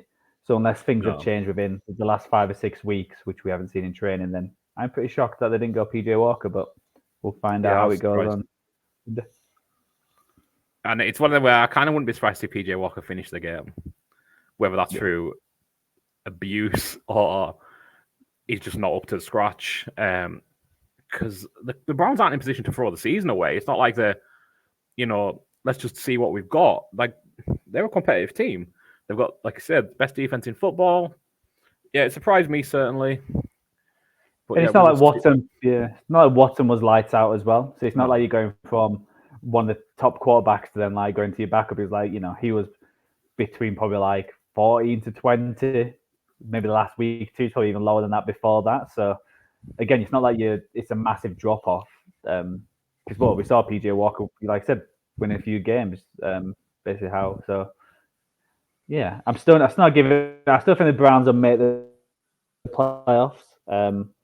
Steelers, yeah, I think they will as well, just because they just end up winning these random games and somehow get to like 9 victories and somehow sneak in, and then it's gonna be the first again when everyone. Oh, sorry. I was gonna say it might be the first time where they actually get more yardage than their opponents this week. In week 11, the Steelers. I could see a tie here as well. Oh, I'd kind of love a tie. A nice 12 all tie. It feels like no touchdowns. A very AFC North tie. So it just makes. So if Bengals win tonight and this is a tie, it just makes it even more complicated and a lot more closer. It feels like it's that kind of game. And Paul did call there be 2 ties this season, so we're about due for one, at least one. So yeah, I'm all about that.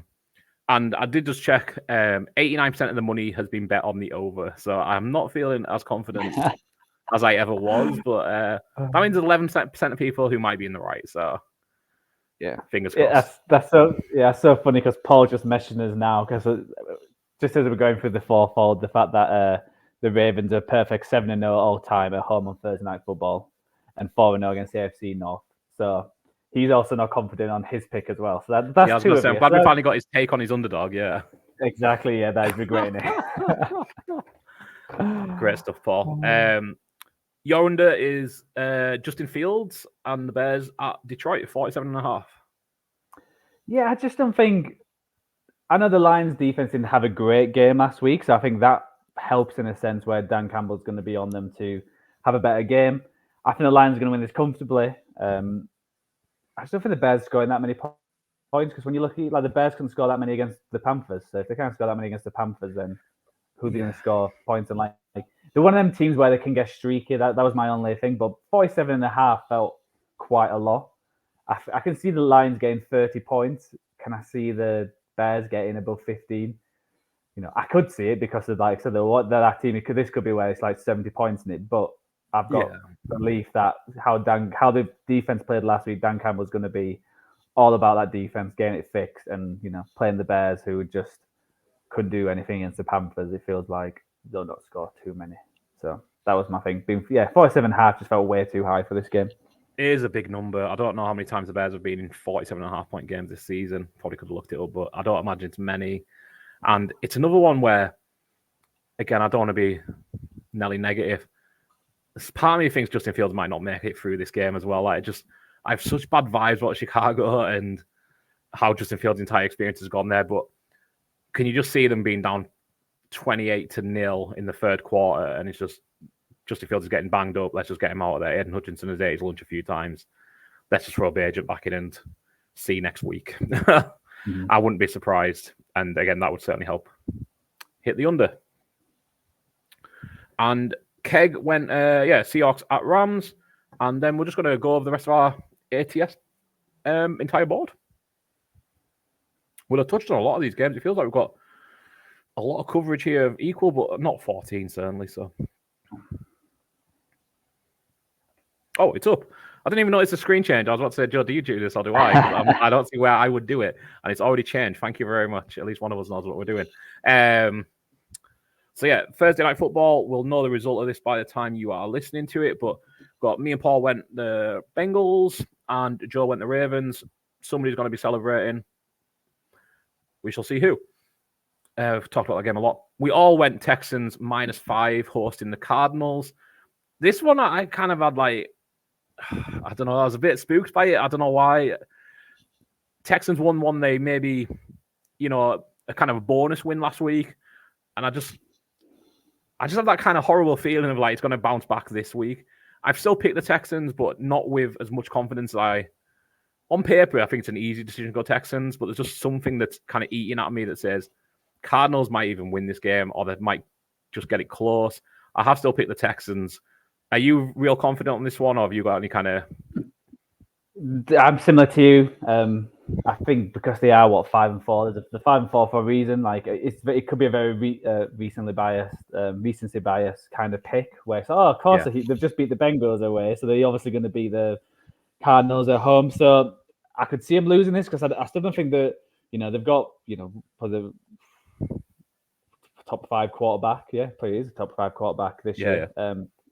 In that, but I still think they're the kind of team where they're probably a year away from being the team which actually where they beat the teams or they should beat them, especially 5 points. And I think with Kyler Murray coming back in, that's probably brought it down to +5 as well. I think if Kyler wasn't playing, this would be +8 to 10 around that mark. Yeah.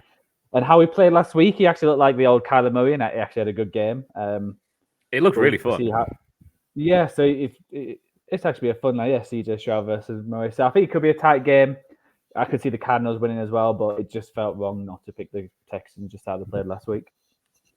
Yep, and just I don't think we mentioned this note on Tuesday. I had it on my sheet to mention. I just don't think we got to it. Just on CJ Stroud being a top 5 quarterback at the moment in the league. In NFL history, since the 1970 merger, there's only 4 quarterbacks to lead the NFL in passing yards per game and touchdown to interception ratio through the first 10 weeks of a season. We've got 2013 Peyton Manning, 2015 Tom Brady, 2019 Patrick Mahomes, and 2023 CJ Stroud. Nice. That is esteemed company for a rookie. Yep. And obviously that's not rookies only. That is any quarterback in NFL history. I couldn't believe when I read that stat because I know Stroud's been good. My eyes tell me he's been good. Mm-hmm. That is mind-blowing to me to be in that company at this stage in his career.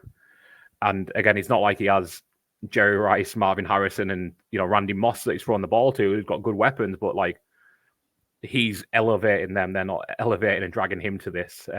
Just incredible, yeah. So yeah, and I would definitely one of them wide receivers could be a nice pickup if you're going to go heavy with let's say Lamb and McCaffrey. Yeah, you could get maybe obviously we don't know the prices, but someone like No Brown or Tank Dell or something. I'm curious how much they are because they could be slightly more than what I'm expecting. But that could be a nice because I feel like the Cardinals still are not an amazing defense. So no, they give up. Or even go CJ Stroud if you can't afford Dak. That's always a good shout. Definitely, yeah. We've touched on Lions, but all 3 of us going Lions over the Bears -9. All 3 of us going Dallas -10.5 against the Panthers. A lot of you mentioned this already, but a lot of synchronicity this week. All of us going the Chargers -3 at Green Bay. Again, I kind of struggled with it, but not enough to doubt who I was going with. I just hate, Chargers going across country, going to cold. I mean, it's not freezing in the Midwest, I must say. We've got the door open today. It's not freezing in the Midwest, but it's still the winter narrative of the soft Chargers going across country. I just really struggle to see Green Bay keeping up with any kind of good team. And I know the Chargers aren't who I thought they were going into the season. Big thing on this, I think, is if Keenan Allen plays, I think it's an easy -3. If Keenan Allen's out, this is might be one that Green Bay sneak. Yeah. Strong thoughts? Sorry, go ahead. I just thought with how the Chargers played last week, it feels like have their offense turned the corner and they're actually going to perform this week. And I think they're playing a Green Bay defense who are being a bit meh. Yeah. It just feels like typical Green Bay kind of defense. It might have been worse than the last few years, but they certainly weren't special. And I think if they do that kind of performance, I just don't think the Green Bay Packers can keep up. I think it might be a fun game. This is one that I was curious about taking the over. I feel like I said if Keenan Allen was playing, I knew that I'll probably go the over in this because I still think the Chargers defense are not a good defense, and No, if it feels like Love's played slightly, he's played better the last few weeks. It's not definitely. been how he played in like the first week or two. He was like, oh wow, Green Bay's found something here. So he's definitely played better, but they're just not. They're a kind of team where it feels like they're playing well, and then you look and say, oh, they've only got 20 points. It feels like it can throw it up and down, and they can move, and then suddenly they just, they don't get that touchdown. I could be talking a lot of rubbish, but that's just how it feels anyway. That kind of team. So I'm just, if Chargers can put the offense together like they did last week, then I just don't think Green Bay are going to be able to keep up. And only being 3 points, I would take the Chargers. Grand, agree. Obviously, we all picked it, and we all picked an easy one, I think, I must say. Vegas we haven't picked Vegas. We picked the Dolphins, 13.5-point favorites. Again, I think it's kind of picky number here. I'm very happy with 13.5. I'm not sure what number I'd be unhappy betting it at. 13.5 is good for the line, but it's one where I can see myself talking myself into the 27.5-point, alternate line and getting plus 500-ish. Miami off a bye week, Vegas having to travel across country. Vegas have had their 2 wins under Antonio Pierce against poor opposition. Devon Echan is back, and I think that's, again, get him in your fantasy game day lineup because he touches the ball and magic happens. I would struggle to not include him. He's just a freak. It feels like anytime he touches the ball, only good things happen. So I have no. Again, I was torn between this and the 49ers for my favorite of the week. I don't see how they don't win this by 14 points. Really, I actually struggled with this one. I was very tempted to go for the Raiders. I just think they've got a different energy about them. I think the Dolphins are going to win, but 14 points is 13.5 is a lot of points, and I feel like, Raiders have I know, like you said, they played 2 bad teams, but it feels like there's a different attitude to them. There's a different, atmosphere. So can Pierce, do some magic and then just lose by 10? I can easily see that. So I was really tempted with the Raiders. I only wondered because I think the Dolphins can score quickly, and I think that helps in terms of because I think wasn't 14-0 down against someone not too long ago, and somehow came back. Still covered the spread. Yeah, so I did struggle with it. I think Dolphins are going to win. Just with 13.5 points is a lot, but I just went with that just because. Just because it's in Miami. But yeah, it's an interesting week in terms of the fantasy game day where there's a lot of big games in there's teams that you're going to probably go off for Miami. You're going to go Detroit with St. Brown. You're going to 49ers. There's they're the big teams in Houston probably as well, and obviously Dallas. So there's a lot of big players to go. So I think you're probably going to look at Hill again, the captain. Tua, Achan. There's a lot of big players for a lot of these teams who are playing. Teams who are not as good as them. So it's going to be a tough one for the captain this week. It's there's a lot of choices and a lot of people you can squeeze in. Definitely. So I'll be taking over since Byron's just got his food delivered. So I'll talk about the rest of them. So the next one is Giants at Commanders. So me and Byron's gone the Commanders at minus 9.5, and Paul's gone for the Giants. This one I did struggle as well, just because we've talked about this game. It could be a close one, similar to the 9-6. Do the Giants have something over the Commanders, which they don't have against anyone else? But I just had belief in Sam Howell and the fact that the Giants' defense is not been playing as well over the last few weeks than they were at the start of the season. So I went Commanders. The next one is Steelers versus Browns. The lines changed massively the last few days. I think it was +4 before the Watson injury for the Steelers. It plays the Browns, but +4 for the Steelers. Then with his injury, it went down to +2, and then it got to -1 is when we cut it off. And I think right now it's +1 again. But with the -1, we've all gone the Steelers. We just trust in, the Browns having the backup. after talking about this game, I could easily change it to the Browns. I still think it's going to be a tight game where both defenses are on top, and it's going to be a really close game.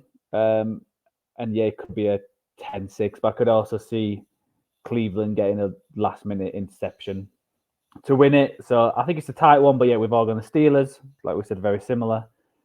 The Titans, Jags, we've all gone the Jags -7 at home against the Titans. Again, I think we have touched on this game, but I think basically Titans offense have not done anything the last few weeks, and I don't think it's going to change against the Jags defense, who have played well start of the year, but I know they had a terrible game against the 49ers, but they're a team which take away the ball quite a lot, and I feel like they can do that against Will Levis. So +7, even though it's pretty large for an in-division game, and I know the Titans are usually playing well, but we're all going for the Jags this week. Keeping on track, and yeah, we've all gone the 49ers against the Tampa Bay, all very similar this week. Yeah, so they're 11.5 underdogs. Obviously, Byron's picked them in his favourite, so we touched on that, and yeah, I can see this being easily over 11.5. I think this is going to could even be +20, to be honest. I think Tampa Bay are not going to score too many. I think it's going to be how many do the 49ers put on the Tampa Bay, who the defense has been a bit up and down. They had a good week last week, but then they also, don't have. I think it was against the Vikings the week before. They let a lot of points, so I can see this being mid-30s to 3 or 6. So 11.5 is, I'm fairly confident with that one, especially in San Francisco. It's not in Florida. No, it's in San Francisco this week. So get that back. Actually. And yeah, we've got so yeah, all I haven't had much differences to cover while I was out there. One difference coming up though, you've got the Jets at Buffalo +7.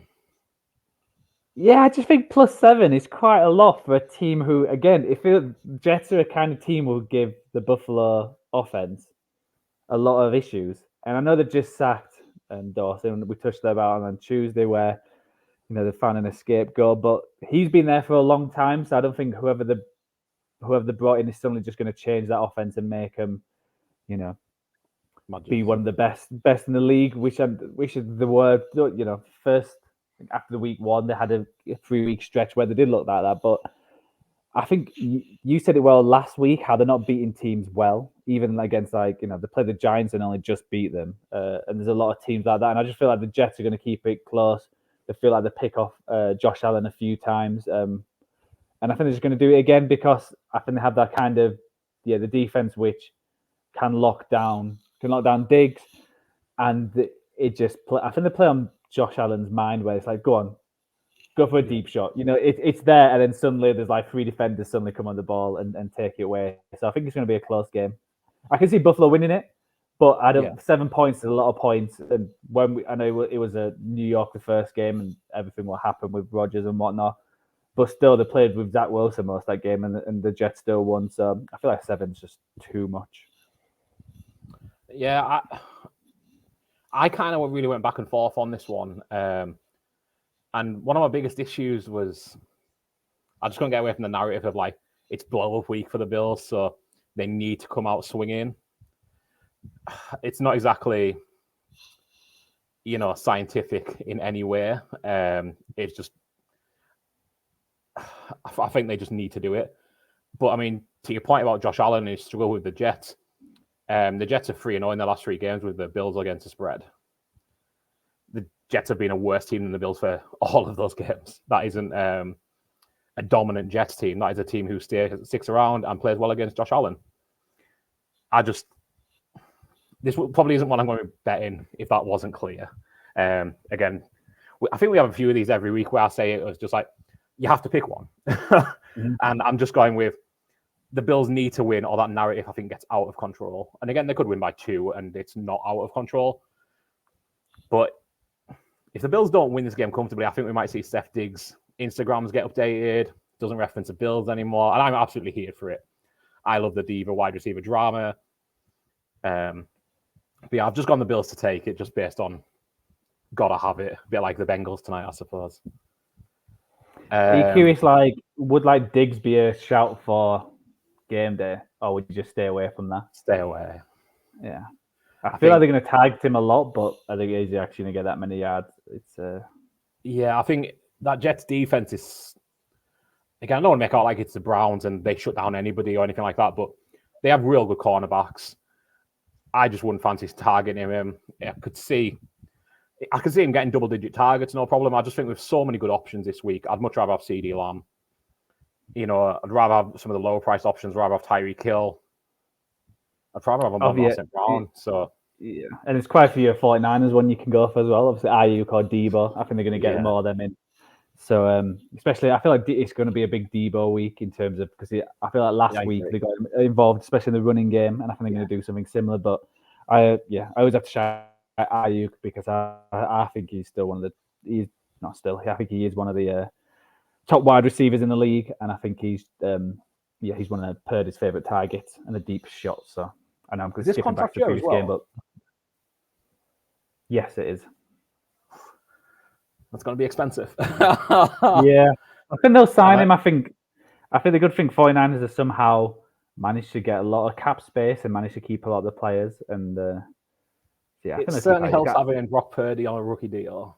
Exactly. You know, you look at, you're not paying Josh Allen, you're not paying Joe Burrow, you're not paying Justin Herbert, etc., etc. And obviously there's pros and cons to that.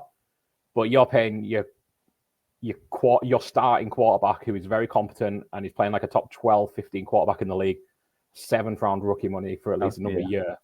Mm-hmm. That is a nice position to be in. So I think they'll keep Ayuk. I'm not sure about Chase Young. Don't know if they'll be able to afford that, but I think how Ayuk's played this year, you've got to keep him. Yeah, I think he's better than Debo, but I feel like Debo gives them. He makes who San Francisco is. So it's a very tricky bit. But I would choose one of them too. And Kittle's always a good shout as a tight end. I feel like he's playing better and better lately, and he's getting more and more targets. So. I agree. He's always got that little inconsistency, but I feel like it's gone away a little this year. Because people say, well, he's not getting the 30 points a week. No tight end is. You know, that's not realistic. And to your Debo point, I just kind of think, I agree with it. With Vita Vea in the middle of that Bucs defense, great opportunity to get Debo involved in that running game all the more. So get them spreads going, get them, motion sweeps going. I think it's always hard to pick on one of the 49 players not having a big week, but Debo would probably. I think Ayuk is a better wide receiver, but I think it's probably going to be a big touch week for Debo. Mm-hmm. And again, there's not really a bad answer when you look at the Niners because listen to the names we're listing off. Mm-hmm. We have Seahawks at Rams. Paul, the lone wolf on the Rams. Me and you went Seahawks. We covered this. It's your favorite of the week. I obviously agree with it. I don't think there's too much in Fantasy Game Day here. I'm always kind of torn with Chuck DK Metcalf. I'm not even backing him this week. Yeah, I have a good game, sure, but even I'm not suggesting Fantasy Game Day this week. I thought Washington was going to be the one, which I've probably said a few times this year. But no, I think Seahawks win, but I don't think there's much in the way of Fantasy Game Day here. Yeah, I think they're a weird team where they're similar to the 49ers, where they've got a lot of options you can pick. Yeah. But it feels like none of them ever. It doesn't feel like it's a spread as the 49ers, where it feels like most of them are going to have a big game. But it feels like the Seahawks is like, just one of them is going to have a big game. Yeah. And not the other. And I think obviously Lockett's the most consistent one. The one who gets target when the game's on the line, they'll go to Lockett. And we've had Kenneth Walker plenty of times, and his letters, he's not had the greatest. And I think it's. I can't get a read on this game if it's going to be a low scoring game or high scoring game. Like it could be either. So I'll probably stay away from it just because of the whichever way it could go. But it might be one of them where if you need to get a cheap wide receiver, I know DK has going cheaper and cheaper. So it could be one of them where it's like if you're scraping the barrel because, like I said, there's a lot of high, big players playing in the early and late games.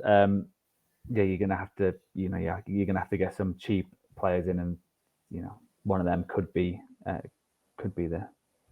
I'm curious about that Cooper Kupp and Puka Nakua's Me too. Price as well, because again, I think they might be cheaper than expected just because they've not had, I think because where everyone else is, like so when we've got Houston, Detroit, Dallas, Chargers, Miami, 49ers. Something's got to give. Yeah, it's going to bring the points down, the price down to these two for them too. So I think again, if their price is lower than the usual, I think definitely get. Just trying to who would I have?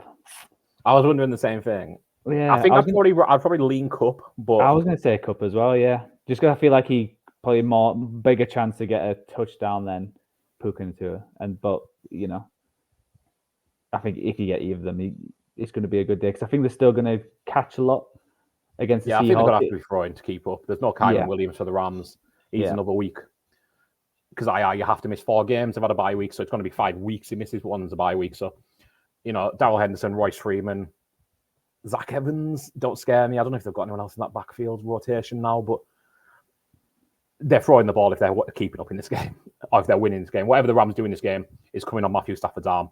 Yeah, maybe Carson Wentz's arm if things go wrong. I don't want to see Wentz I don't want to see Stafford get injured, but I kind of want to see Wentz throw the ball this year for nothing. Just it might be fun to see him throw the ball. Yeah. I know he gets a lot of. I certainly don't like Carson Wentz, but the player, but he shouldn't be someone that's out of the league entirely. You look at some of the absolute dog water. Tommy DeVito is starting, and I feel bad constantly picking on Tommy DeVito, but he's a sub NFL quarterback, like just as it is. Wentz deserves an opportunity. Certainly, he's not that bad of a player. Not sure how great of a leader he is, but he doesn't need to be a leader. He's a backup quarterback now. Sweep on the Vikings, plus 2.5 going into Denver on Sunday Night Football. Fun game we've mentioned a few times. And the biggest game of the season so far, I'm pretty sure. Safe to say. Super Bowl repeat, Super Bowl preview. Chiefs at home against the Eagles. Me and Paul have gone the Chiefs, and you've gone the Eagles. Is this your underdog of the week? We've already moved on so quickly. Your underdog of the week. Again, I'm not confident betting this one. I'll have some player props in play, obviously. I'm sure Rashee Rice's ladder will be getting touched. Sounds like an innuendo. It certainly isn't. His receiving yards ladder will be getting bet on by me, to make my language very clear. And I'm sure I'll find something else fun to have a few, punts on. Match result, I probably won't be touching. I'm probably more likely to go under rather than over. And I think the Chiefs maybe just sneak it. Their defense is really good. Eagles' offense is really good. We've already covered this. I'm just repeating what you said an hour ago. So I should probably stop. You probably haven't got much more in the way of takes on this game because we did cover it earlier. And there's no Fantasy Game Day implications here. So I guess I'll shout us off with a actual read for our Fantasy Game Day friends and our partners there. Is a British fantasy game app at DFS, Daily Fantasy Sports. The lineups must be in 15 minutes before the first kickoff on Sunday. You have £40,000 to play with. I love saying pounds now that I'm over the pond. I don't get to do it often enough. But you pick your best lineup, half PPR scoring. The top 20% of players win a prize. If you register and use the promo code COVER, that is COVER, like our name, good teams win, great teams cover, you'll get a free play upon depositing for your first play. So you get 2 players for the price of 1. And obviously they then know that you've came from such a great podcast. They'll know you have a good pick in there. So just get under your budget, aim for the moon. You want to get high-scoring players in. You don't want safe players, just go for the highest-scoring players in the week. And that's Fantasy Game Day available in your App Store, your Android store. Don't know where else you would get it if you don't have a phone that has either of those, but I'm sure everyone does. So, that is our Week 11 preview. Enjoy the week. Joey, any parting words? You're on mute, so I'm guessing not. Enjoy your week, Joe. Enjoy Berlin, Paul, and everyone else. We will see you for the Week 11 review in about 5-6 days from now. Thanks very much.